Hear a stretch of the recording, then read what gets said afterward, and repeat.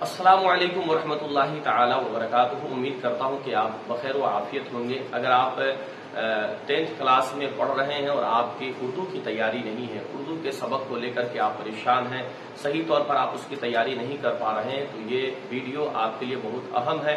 इस वीडियो में इंशाअल्लाह हम पढ़ेंगे दरख्शां उर्दू के सारे चैप्टरों को, और आज की इस वीडियो में फर्स्ट चैप्टर पहला सबक को हम पूरे तौर पर सवालात व जवाबात के हल के साथ पढ़ेंगे। और आपने अब तक मेरे चैनल को सब्सक्राइब नहीं किया है तो चैनल को सब्सक्राइब कर ले, घंटी के बटन को ऑल कर दे, ताकि हर आने वाले नई वीडियोस की जानकारी सबसे पहले आप तक पहुंच सके। तो आप वीडियो को शुरू से आखिर तक देखें, स्किप ना करें बीच में। ये सबक आपके लिए बहुत अहम है और इसे गौर से आप पढ़ें, सुने और उसके बाद इसे अपनी नोटबुक में तहरीर करने की कोशिश करें। तो इस पहला सबक में पहला चैप्टर में है शबनम कमाली के ताल्लुक से कि शबनम कमाली कौन है, इनकी पैदाइश कहाँ हुई, कहाँ के रहने वाले हैं, इनका असल नाम क्या है, इनके मशगला क्या है, इनकी किताबों के नाम क्या है, इसके बारे में हम आज सबसे पहले जानकारी को हासिल करते हैं। तो शबनम कमाली के ताल्लुक से ये है कि शबनम कमाली सूबे बिहार के रहने वाले थे और बिहार के जिला सीतामढ़ी के एक गांव पोखरेरा गांव में आपकी पैदाइश होती है। तो सीतामढ़ी बिहार के पोखरेरा गांव के रहने वाले शबनम कमाली हैं।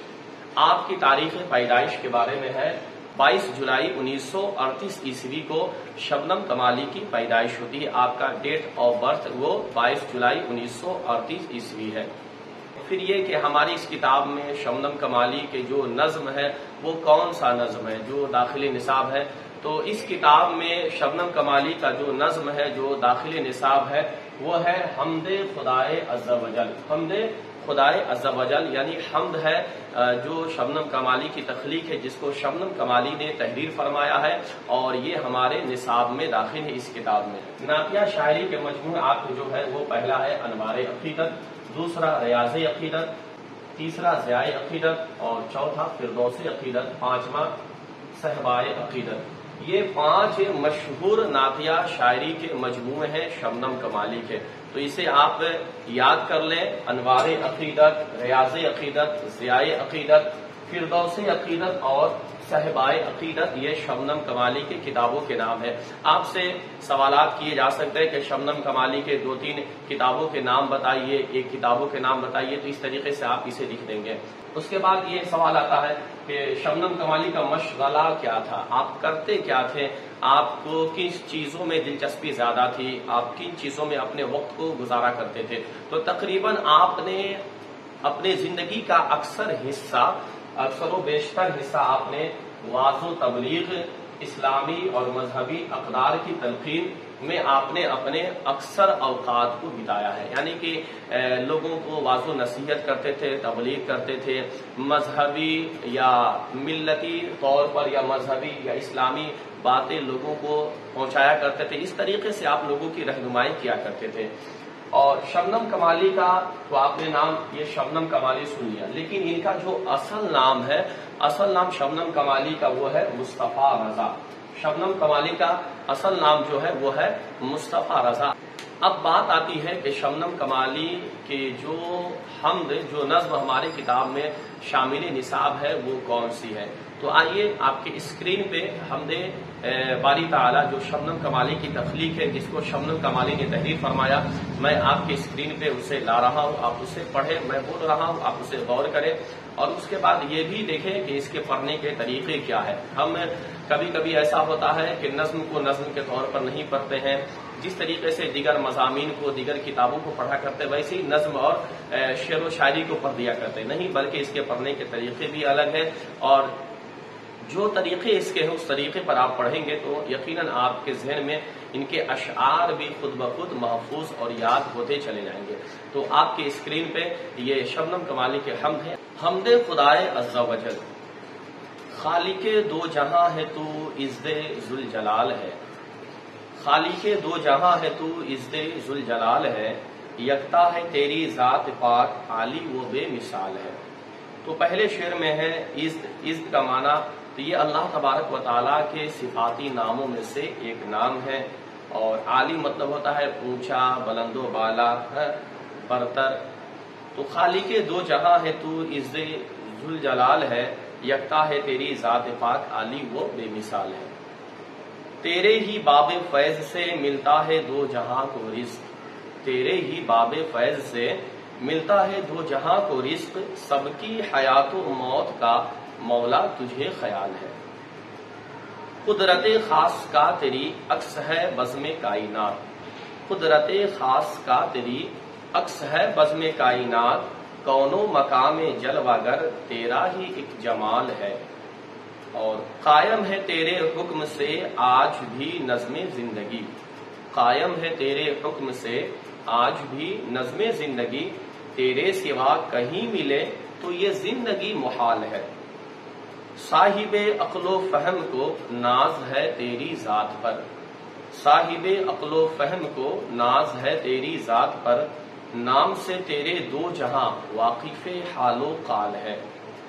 لاکھ برس اگر کوئی حمد و ثنا تیری کرے، لاکھ برس اگر کوئی حمد و ثنا تیری کرے، ہو سکے حق ادا تیرا ممکن نہیں محال ہے۔ ظلمت دہر میں ہمیں نور سحر کی ہے تلاش، ظلمت دہر میں ہمیں، ظلمت دہر میں ہمیں نور سحر کی ہے تلاش، لطف و کرم کی ایک نظر مولا یہ عرض حال ہے۔ اور مقصد نیک میں صدا کر دے ہمیں تو کامیاب، مقصد نیک میں صدا کر دے ہمیں تو کامیاب، تیرے حضور خاص میں اپنا یہی سوال ہے۔ شبنم بے نوا کو بھی دے دے عروج بندگی، شبنم بے نوا کو بھی دے دے عروج بندگی، فکر و طلب کی راہ میں آج یہ پائمال ہے۔ شبنم کمالی کی تخلیق یہ نظم ہے جس کا عنوان ہے حمد خدائے عز و جل، جس کو آپ نے ریڈنگ کی ہے، جس کو آپ نے پڑھا، اور اس کے پڑھنے کے طریقے کیا ہے، کہاں پر رکنا ہے، کس الفاظ کو ہم کیسے ادا کریں گے، اس کی ادائیگی کیا ہونی چاہیے، اور کس طریقے سے اسے ہم اپنے ذہن میں محفوظ کریں گے، یہ تمام چیزیں آپ اس سے پڑھنے کے دوران ہی آپ نے ملاحظہ فرما لیا۔ تو اب بات آتی ہے کہ حمد جناب باری تعالیٰ کو میں نے پڑھ لیا، شبنم کمالی کے تعلق سے بھی پڑھ لیا، اور اس سے پہلے آپ دیکھے ہوں گے جب آپ کتاب کو اوپن کریں گے تو اس میں حمد لکھا رہتا ہے، اور حمد کے بارے میں کیا ہے، حمد کے لغت کے اعتبار سے کسے کہتے ہیں حمد، اصطلاح عوام کے اعتبار سے کسے کہا جاتا ہے حمد، یہ ساری باتیں اس میں تحریر ہے، آپ اسے ریڈنگ کر لیں گے۔ میں نے اسے یہاں پر اس لیے نہیں پڑھایا یا یہاں پر نہیں بتایا کہ اس تعلق سے جو چیزیں وہاں بتائی گئی ہیں آپ کے آنے والے سوالات میں اسے پوچھ لیا گیا ہے، اور اس کو وہیں پر ہم حل کر لیں گے، جس سے ہمارا یہ معاملہ بھی مکمل ہو جائے گا۔ تو آئیے اب ہم اس کے جو سوالات ہیں اس سوالات کو دیکھتے ہیں۔ مختصر سوال ہے، مختصر ترین سوالات ہے، اور تفصیلی جسے ہم لانگ کوسچن کہتے ہیں، تفصیلی سوالات بھی ہے۔ آئیے اسے ہم پڑھتے ہیں اور اس کے جواب کیا ہے اسے بھی جاننے کی ہم کوشش کرتے ہیں۔ تو اسے ہم بورڈ پر لکھ کر کے ہم سوال اور جواب کو پڑھنے کی ہم کوشش کرتے ہیں۔ اس کا جو پہلا سوال ہے وہ سوال یہ ہے کہ شبنم کمالی کب پیدا ہوئے؟ تو آپ نے اس سے پہلے ابھی جو میں نے بتایا شبنم کمالی کے تعلق سے اس میں پڑھا تھا کہ شبنم کمالی کی پیدائش 22 جولائی 1938 عیسوی۔ تو اس کا جواب یہ دیں گے کہ شبنم کمالی کی پیدائش وہ 22 جولائی 1938 عیسوی کو ہوئی۔ پہلا سوال ہمارا حل ہو چکا ہے کہ شبنم کمالی کی پیدائش کب ہوئی، تو آسان سے ہم جواب دے دیں گے 22 جولائی 1938 عیسوی کو شبنم کمالی کی پیدائش ہوئی۔ دوسرا سوال ہمارا ہے کہ شبنم کمالی کہاں پیدا ہوئے، آپ کی جائے پیدائش کہاں ہے، کس ضلع میں، کس گاؤں میں آپ کی پیدائش ہوئی؟ تو آپ نے ابھی تو کچھ دیر پہلے پڑھا کہ شبنم کمالی صوبہ بہار کے ضلع سیتامڑھی کے ایک گاؤں پوکھریرا میں آپ پیدا ہوئے۔ تو جواب اس کا دے دیں گے کہ بہار کے ضلع سیتامڑھی کے ایک گاؤں پوکھریرا میں۔ آپ یا اس سوال کے جواب میں صرف پوکھریرا ہی لگا دیں گے تو وہ بھی آپ کا سوال درست ہو جائے گا، یا اس میں آپشن آئیں گے بہار تو بہار کو لگا دیں گے، آپشن آئے گا ضلع کے اعتبار سے سیتامڑھی تو سیتامڑھی میں بھی ہم ٹک لگا دیں گے، یا گاؤں آئے گا پوکھریرا اس میں ہم ٹک لگا دیں گے، تو یہ ہمارا سوال اور اس کا جواب درست ہو جائے گا۔ اس طریقے سے اس سوال کے جواب کو ہم دیں گے۔ پھر تیسرا سوال ہے کہ شبنم کمالی کا انتقال کب ہوا، آپ کس سن میں آپ کا انتقال ہوا؟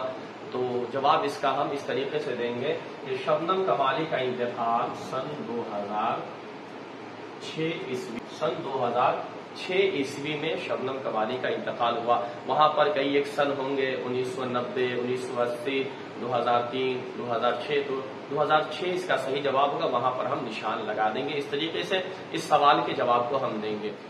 अब चौथा हमारा सवाल है, वो सवाल ये है कि कायनात की तख्लीक किसने की। कायनात के माने समझिए, कायनात का माना होता है दुनिया।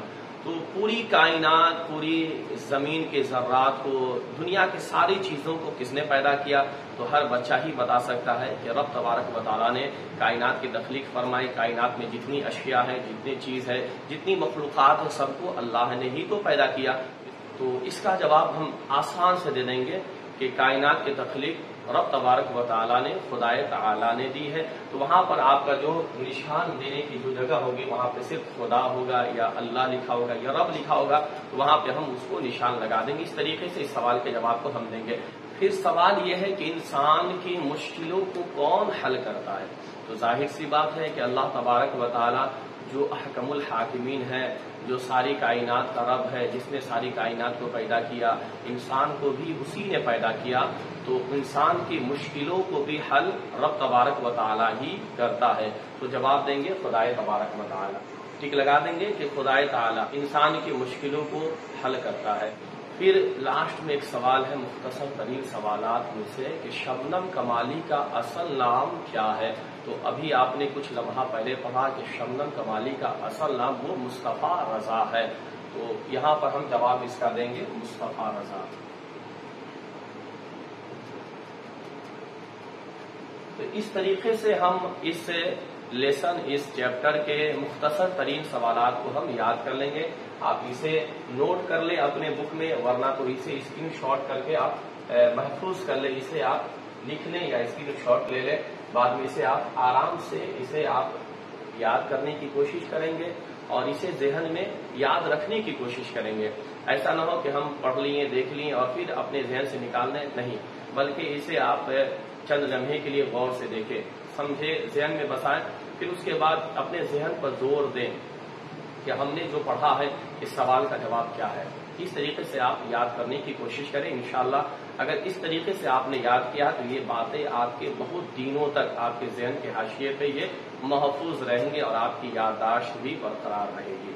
अब हम चलते हैं इसके बाद जो है मुख्तसर सवालात के जानिब, तो उसको हम बोर्ड के जरिए हम पढ़ने की कोशिश करते हैं। तो मुख्तसर सवालात में पहला सवाल हमारा ये है कि हम्द किसे कहते हैं।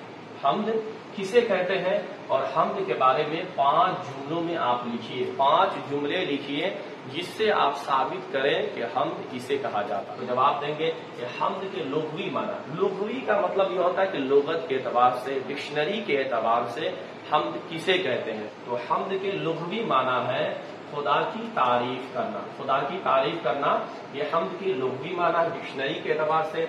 और हम्द इस्तिलाह के एतबार से कहते हैं कि जिसमें खुदाए ताला की सिफात बयान की जाती है उसे हम्द कहते हैं।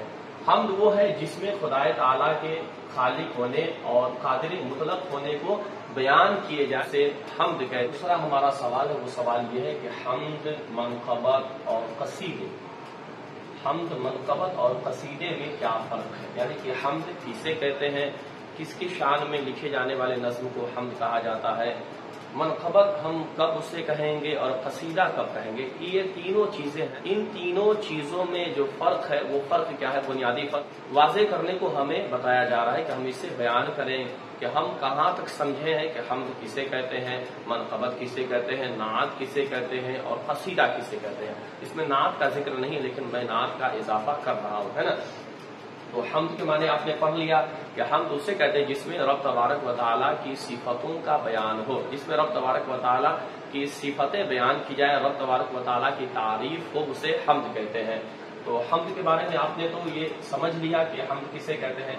अब बात आती है मनक़बत, तो हम जवाब देंगे इसका, जिस नज़्म में औलियाए कराम, बुजुर्गान दीन, खुलफाए राशिदीन, अल्लाह के नबी सल्लल्लाहु अलैहि वसल्लम के सहाबा या औलियाए कराम या बुजुर्गों की जिसमें तारीफ बयान की जाए, जिसमें जिनकी खसलतें बयान की जाए, जिनके शान में लिखे जाए, इन बुजुर्गों के शान में उसे मनक़बत कहा। तो हम इसका जवाब देंगे कि मनक़बत उसे कहते हैं जो बुजुर्गान दीन, खुलफाए राशिदीन کی شان میں جو نظم لکھی جائے اسے کیا کہیں گے؟ ہم منقبت کہیں گے۔ اور اس کے بعد باری آتی ہے قصیدے کی کہ قصیدہ کسے کہتے ہیں۔ قصیدہ میں عام انسانوں کے لیے، کسی بھی انسان کے لیے، کسی بھی شخص کے جو اس کے تعریف کے لائق جو صفتیں ہیں، جو خوبیاں ہیں، اسے بیان کرتے تو اسے قصیدہ کہتے ہیں۔ تو اس کا جواب ہم دیں گے کہ قصیدہ جس میں کسی بھی انسان کی اوصاف حمیدہ بیان کیے جائیں، اوصاف حمیدہ بیان کیے جائے، اسے کیا کہتے ہیں؟ قصیدہ کہتے ہیں۔ اور ایک چیز ہے نعت کسے کہتے ہیں؟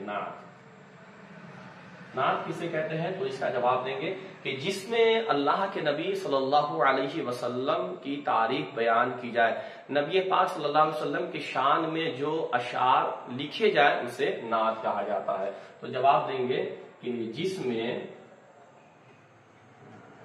اللہ کے نبی صلی اللہ علیہ وسلم کی تعریف بیان کی جائے،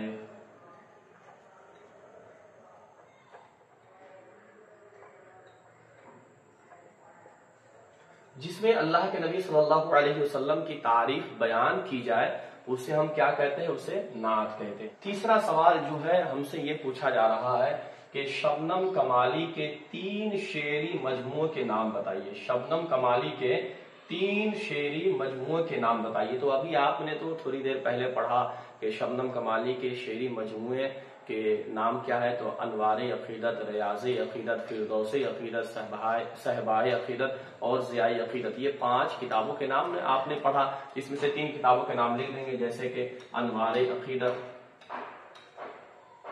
پھر اس کے بعد دیں گے ریاض عقیدت، اور پھر ایک یاد رکھ لیں گے فردوس عقیدت۔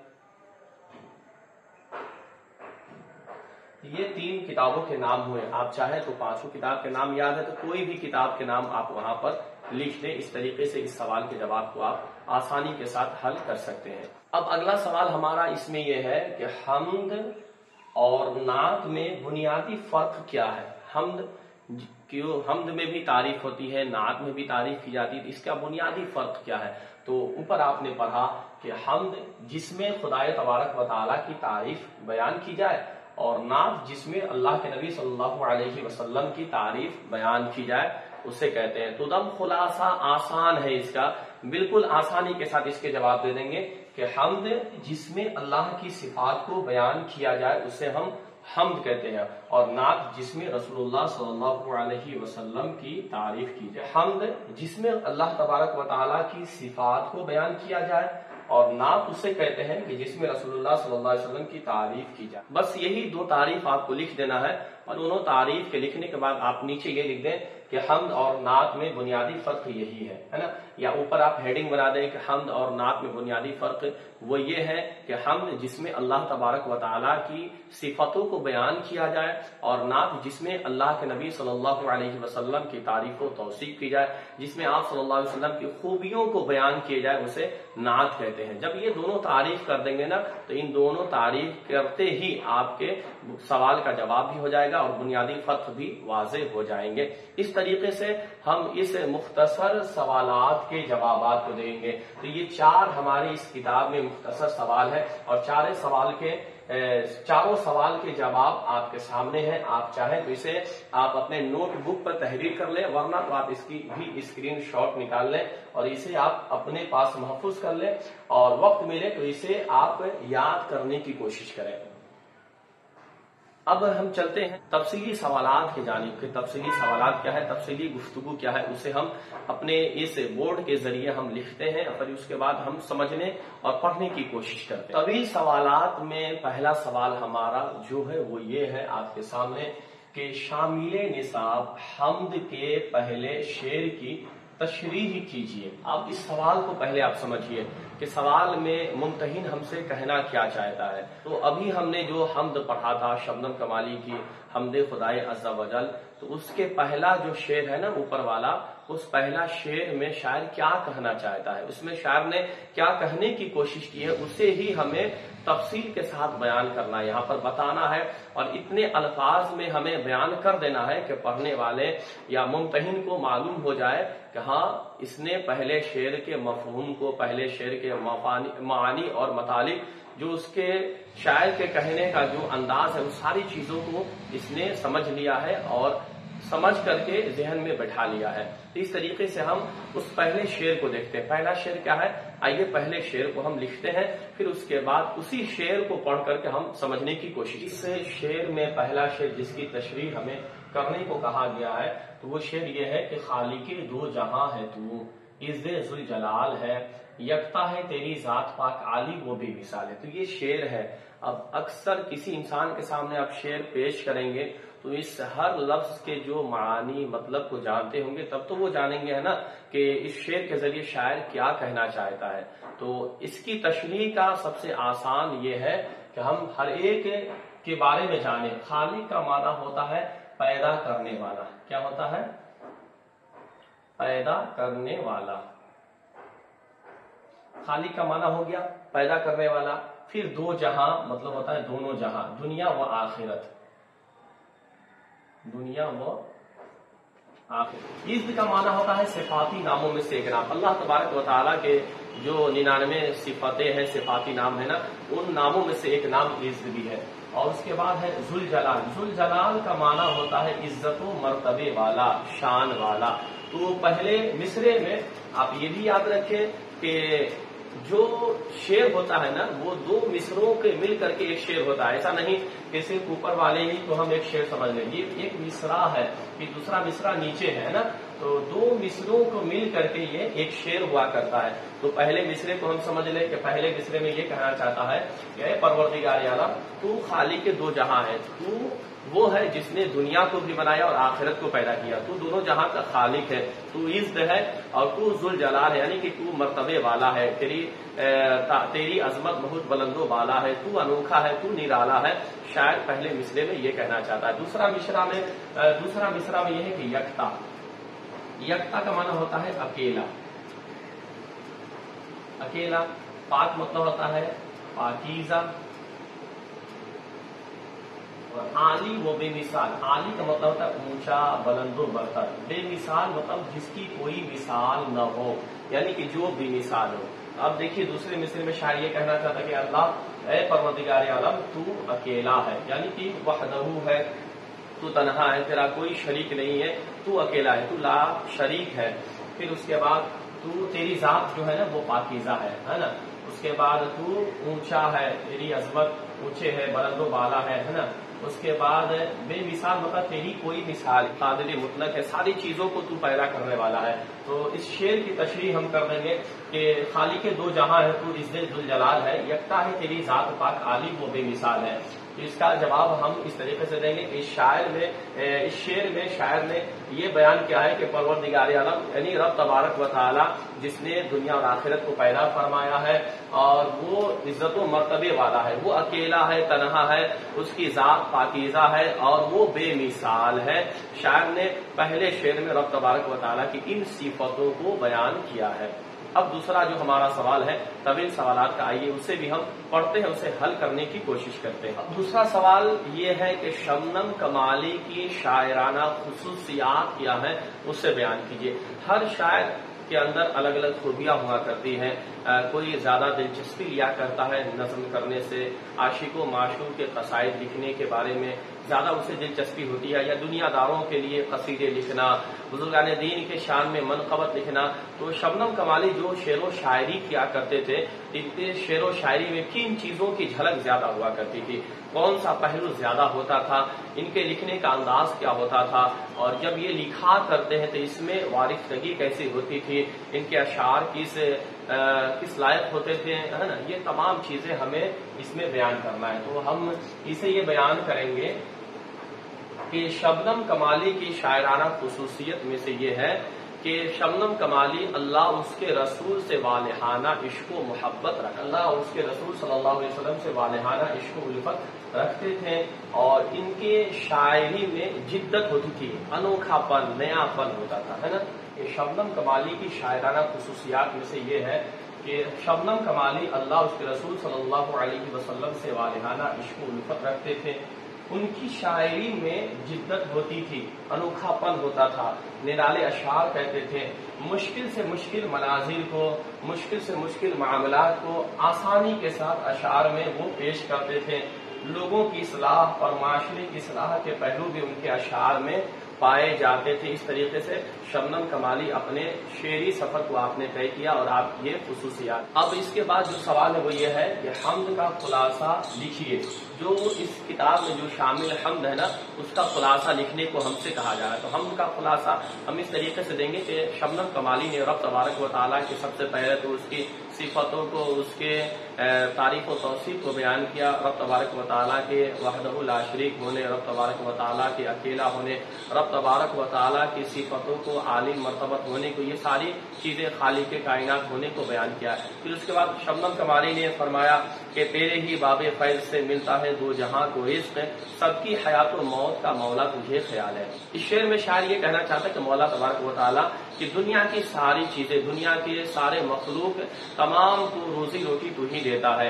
تجھے تیرے ہی باب فیض سے دنیا کے ہر مخلوق پلا کرتی ہیں اور ہر ایک کے موت اور حیات کا خیال تجھے ہی ہے. تو قادر مطلق ہے، جسے چاہے زندگی عطا فرمائے، جسے چاہے موت عطا فرما دے، یہ تجھے حق حاصل. اس کے بعد ایک شعر ہے کہ قدرت خاص کا تیری عکس ہے بزم کائنات، کون و مقام جلوہ گر تیرا ہی ایک جمال ہے. مولا تبارک و تعالیٰ کہ تیری قدرت کا ایک عکس ہے یہ بزم کائنات، دنیا کی رنگینیاں، دنیا کے یہ تمام مناظر، یہ جھیل، جھرنے، پہاڑ، ندیاں، پیڑ، یہ دنیا کے ساری چیزیں تیری قدرت کا ایک عکس ہے، ایک یہ جھلک ہے. کونوں مقام جلواگر تیرا ہی ایک جمال ہے. دونوں جہاں میں مولا تبارک و تعالیٰ تیرا ہی جمال جلواگر ہے، تیری ہی جھلک ہر چیزوں میں پائی جاتی ہے. شاید اس شعر میں یہ کہنا چاہتا ہے. پھر اس کے بعد شعر یہ ہے کہ قائم ہے تیرے حکم سے آج بھی نظم زندگی، تیرے سوا کہیں ملے تو یہ زندگی محال ہے. یعنی کہ بتا رہا ہے شاعر یہ کہ پروردگار عالم انسان کی زندگی کے جو نظم ہے نا، جو نظم و نسق ہے انسان کی زندگی کو، جو ایام چل رہے ہیں، کبھی خوشی، کبھی غم، کبھی تنگی، کبھی فراوانی، کبھی غریبی، کبھی امیری، یہ تمام چیز مولا تبارک و تعالیٰ یہ تیرے ہی کرم سے ہے، تیرے ہی حکم سے یہ نظام زندگی قائم و دائم ہے. تیرے سوا اگر کہیں ملے تو یہ زندگی محال ہے. یعنی کہ تیرے علاوہ کوئی اور جو چاہے کہ ہم کسی کو زندگی عطا فرما دے تو ایسا نہیں ہو سکتا ہے، بلکہ تو ہی خالق و مالک ہے، تو ہی ہر چیز پر قادر مطلق. پھر اس کے بعد شعر یہ ہے کہ صاحب عقل و فہم کو ناز ہے تیری ذات پر، نام سے تیرے دو جہاں واقف حال و قال ہے. واقف حال اور قال ہے. حال اور قال، واقف مطلب ہوتا ہے جاننا، کسی چیز کے بارے میں جانکاری رکھنا، اور حال و قال اپنی حالت کو اور اپنے گفتگو کے بارے میں. تو صاحب عقل و فہم کو ناز ہے تیری ذات، یعنی کہ جو عقل مند، جو اپنے آپ کو عقل مند سمجھتے ہیں، عقل و فہم دانشوران ہیں، ان تمام کو بھی تیری ذات پر ناز ہے مولا تبارک و تعالیٰ کہ تیری ذات پر انہیں بھی فخر ہے، ناز ہے. اور تیرے نام سے ہی مولا یہ ساری دنیا کے لوگ واقف حال و قال ہے، سب جانتے اور پہچانتے ہیں کہ تو ہی خالق کائنات ہے، تو ہی دنیا کو پیدا کیا، تو نے ہی سارے نظام کو مالک وجود میں لایا، انسان کی زندگی عطا فرمائی، انسان کی ساری چیزیں تو نے ہی عطا فرمایا.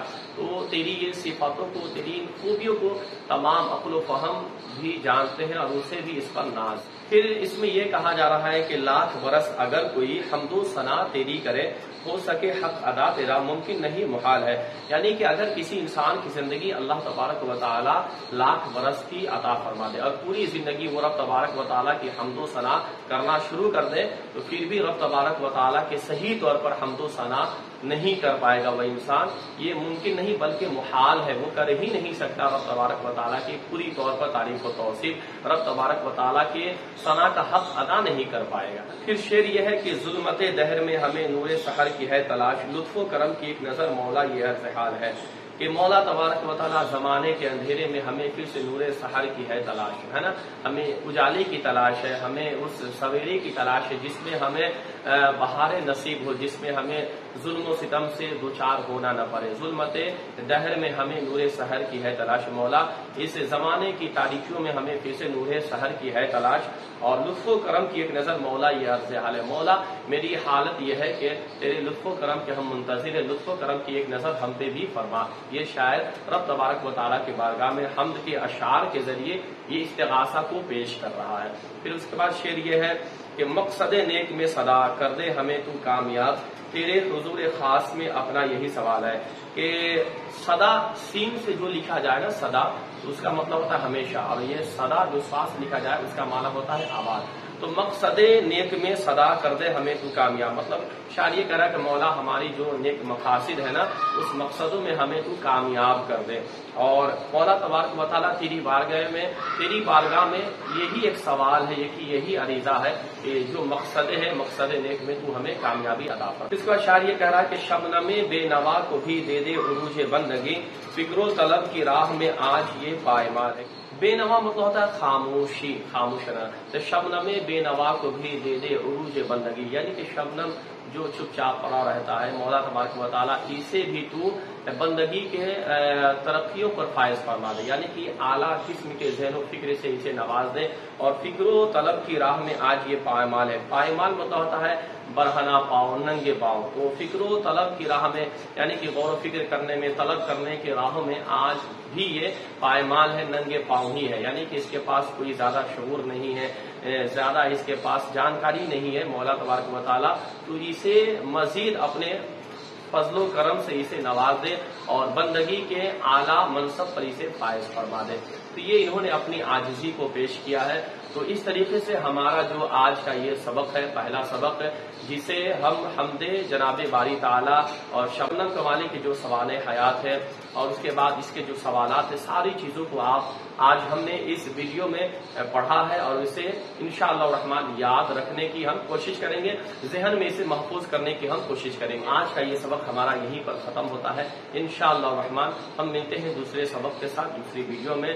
اگر آپ نے اب تک میرے چینل سبسکرائب نہیں کیا ہے تو آپ سے گزارش ہے کہ یہ فائدہ مند ویڈیو ہے، آپ کے لیے فائدہ مند ثابت ہو سکتی یہ باتیں، تو آپ چینل کو سبسکرائب کر لیں تاکہ آنے والے دیگر اسباق کو آپ آسانی کے ساتھ حاصل کر سکیں، اسے پڑھ سکیں اور امتحان کی تیاری کر سکیں. تو آپ ویڈیو کو سبسکرائب کر لیں، گھنٹی کے بٹن پر جا کر آل والا نشان کو اوکے کر دیں اور اس ویڈیوز کو اپنے دوستوں احباب کے درمیان شیئر کریں کہ آپ کے ایک شیئر کی وجہ سے ان کی زندگی بدل سکتی ہے، ان کے امتحان کے جو مسائل پریشانیاں وہ حل ہو سکتے ہیں اور انہیں بھی امتحان میں مشقتوں پریشانیوں کا سامنا نہ کرنا پڑے، وقت سے پہلے ان کی بھی تیاری ہو جائے. السلام علیکم ورحمۃ اللہ تعالی وبرکاتہ.